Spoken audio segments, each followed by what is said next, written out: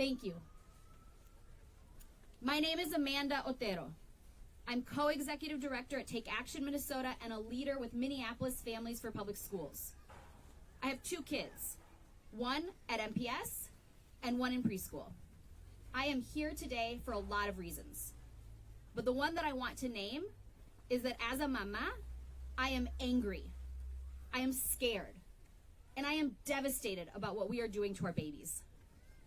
And right now, places where they should not only be safe, but be cared for and nurtured to learn and grow are being made unsafe.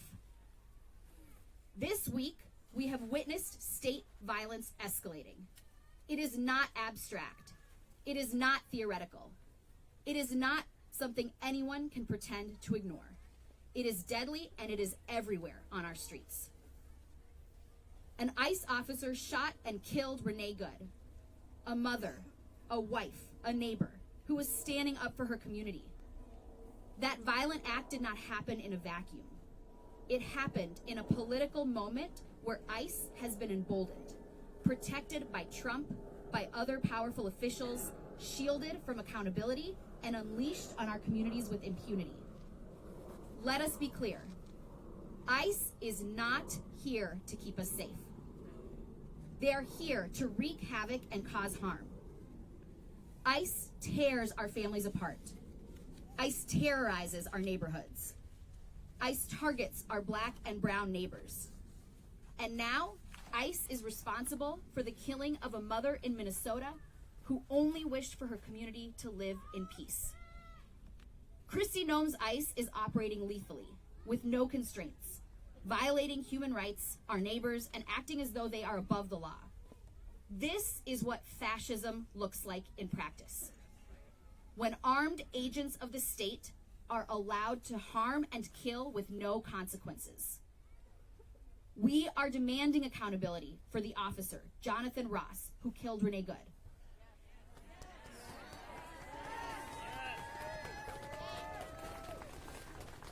And we are demanding that every elected official and decision maker use the full extent of their power to get ICE out of Minnesota.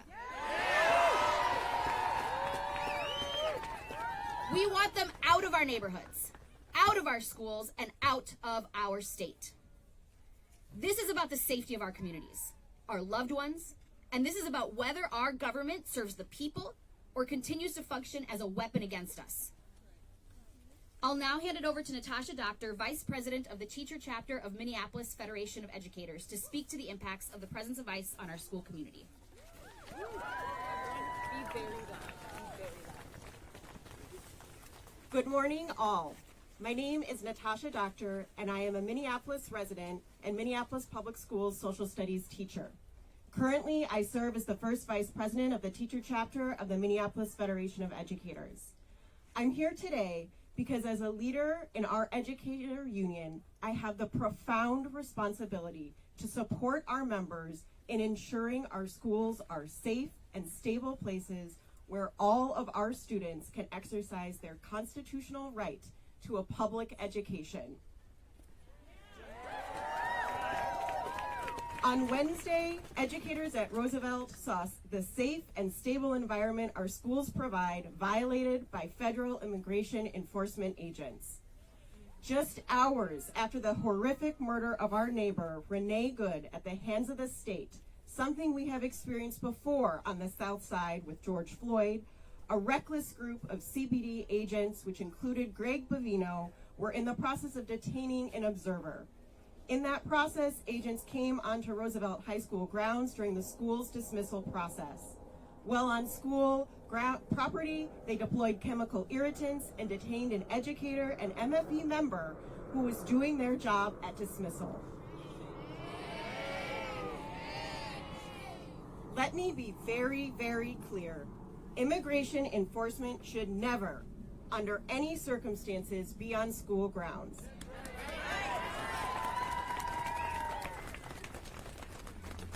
As we saw on Wednesday, they do the exact opposite of making schools safe. And while Wednesday's event at Roosevelt was horrific and traumatic for our members, students, and community, it unfortunately was not surprising. And it's not even the main story here in Minneapolis. The main story is about the violence against our immigrant neighbors and the fear and collateral damage it is causing across our communities. The perpetrator of that violence is federal immigration enforcement. What we saw in Minneapolis on Wednesday is an escalation of an existing threat, not a wholly new one. These tactics are standard use of force for DHS, the Border Patrol, and in communities across Minneapolis, in Chicago, LA, and across our country. The escalation of violence and threats that these agencies are causing here in our community led to school being canceled yesterday and today because the conditions in our city with these agents are unsafe. Our city's children are our most precious resource. And we will be the ones to keep them safe.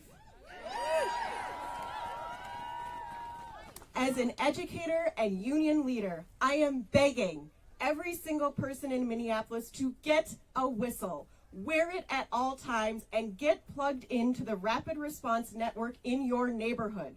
Whether you live here on the south side, over in Linden Hills, East Isles, or up over north, our community, you all, will be the ones to get us through this moment. We keep us safe, ICE out of our schools, ICE out of Minneapolis, ICE out of Minnesota.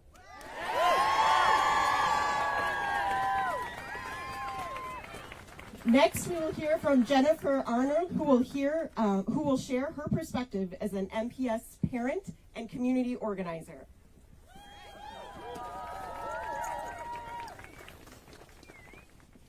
Good morning, everyone.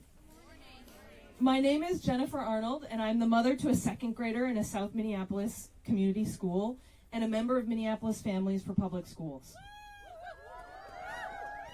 I'm here today to join with thousands of families and educators across the Twin Cities who are demanding ICE out of our schools, ICE out of Minnesota.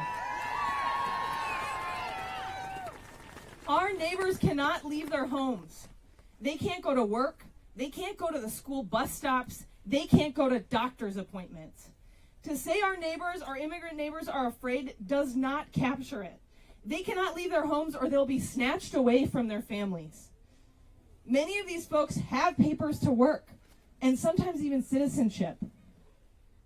But the threat our immigrant neighbors are facing is real, and we saw the real impacts of out-of-control federal invasion on Wednesday when Renee, a mother of 3, was murdered by ICE. That day, ICE also picked up community members outside of 2 Minneapolis elementary schools during the time that kids were arriving to school. That made unsafe situations for kids and for caregivers. Over the winter holiday, I helped one of my neighbors find snow pants for her son to wear outside.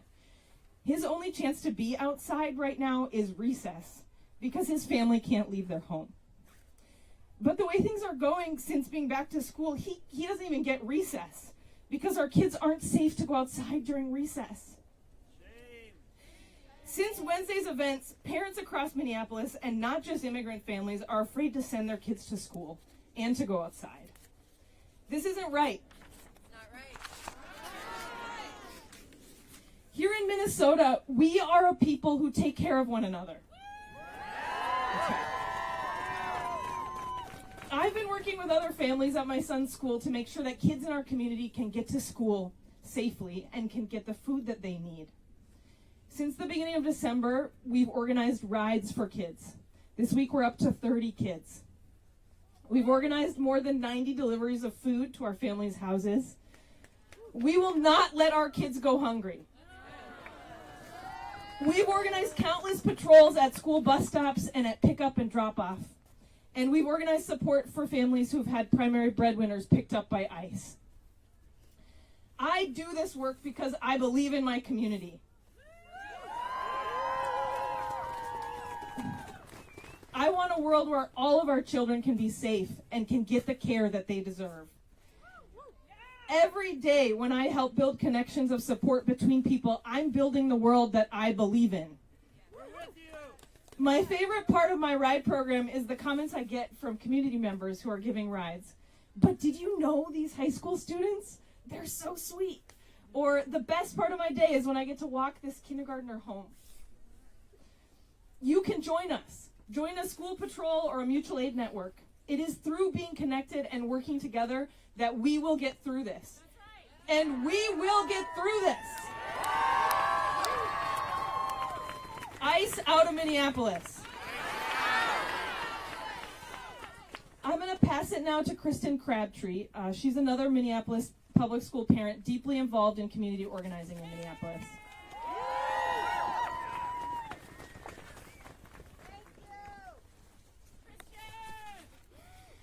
Good morning. My name is Kristen Crabtree. I'm a mother to a student at a South Minneapolis high school and a member of Minneapolis Families for Public Schools. I am here today to stand with thousands of families and educators across the Twin Cities, and we are demanding ICE out of schools. ICE out of Minnesota.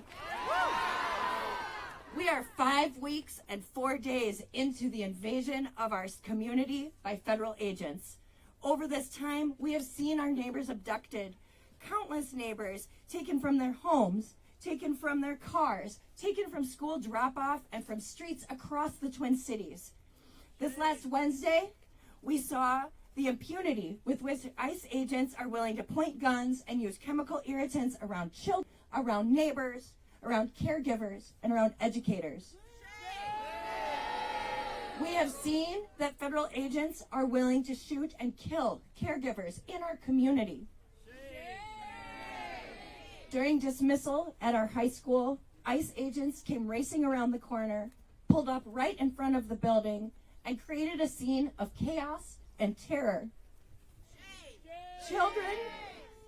Children were still exiting the building to leave school for the day. Many educators, neighbors, and caregivers were present. Our children experienced repugnant behavior from federal agents with zero regard for their safety. Agents carrying weapons and video cameras tackled and abducted community members, including our teachers, on school grounds. Gun-toting federal agents had killed a woman just hours prior and came and created a chaotic, traumatic scene directly in front of the school, throwing chemical agents into a crowd and using physical violence against our children. United States federal agents created an assault upon our students and community on district property in front of the place meant to educate, nurture, inspire, and grow our future generations. This is not safety. This is indiscriminate violence intended to stoke fear and division. But here's the thing I know about Minneapolis. In this city, we love each other. In this city, we don't only know that justice is what love looks like out loud. In this city, we actively struggle to build towards that vision every day. And something I love the most about this city is that we know how to organize. Do not forget who we are. This is not our first time. And there are more of us than there are of them. Thousands of our neighbors have already come together to organize networks of care and protection because we know who keeps us safe. We keep us safe. Some are delivering groceries. Some are making sure that kids can get to school. Some are keeping watch over their blocks. And while others are working to ensure that families have a roof over their heads and a place where their children can sleep at night. Every day, I see our neighbors showing up for each other. And in this city, we love each other. And we know that love is an action. Every day is an opportunity to wake up and choose us. And to actively stay in the struggle towards justice together. And every day is an opportunity for us to choose ourselves because we believe in the possibility of our people and the possibility of Minneapolis. We need ICE off of our streets, away from our schools, and out of our state. Check out defense612.com or Minneapolis Families for Public Schools on social media. There is a place for everyone in this moment, and I invite you to join alongside us. Thank you. I'll pass to Amanda.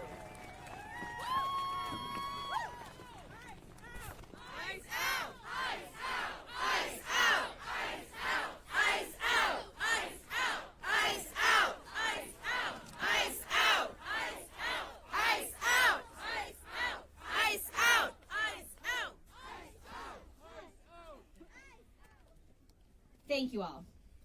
To our neighbors across Minnesota, this moment is heavy, and it is also a call. Now is the time to get involved. Now is the time to choose community over fear. Now is the time to show up for one another. We welcome you in. There is a place for you to stand with us. And we know that this is not easy. Many of us are tired, grieving, seemingly at a loss for the right words or actions. But history shows us this truth over and over again. The people are the only force capable of turning the tide.